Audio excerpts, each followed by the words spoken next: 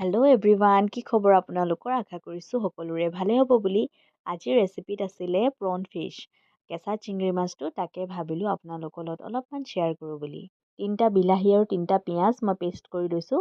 তাৰপিছতে হালধি গুড়ি, জিৰা গুড়ি আৰু জলকীয়া গুড়ি লৈছোঁ।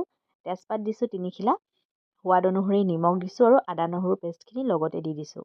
এইখিনি ৰেডি কৰাৰ পাছতে মই তেলখিনি গৰম হোৱাৰ পাছত প্ৰন ফিছখিনি অলপ লাইট ব্ৰাউন হোৱালৈকে ফ্ৰাই কৰি লৈছোঁ। মাছখিনি ফ্ৰাই কৰাৰ পাছতে মই সেই তেলখিনিতে যিখিনি মছলা ৰেডি কৰি ৰাখিছিলোঁ তাতে দি অলপমান পানী দি ধুনীয়াকৈ ফ্ৰাই কৰি ল'লোঁ। মছলাখিনিৰ লগত প্ৰন ফিছখিনি ভালদৰে ভাজি লৈ তাতে পানী অলপমান এড কৰিছোঁ, কাৰণ মাছখিনি যিহেতু অলপ সিজিব লাগিব।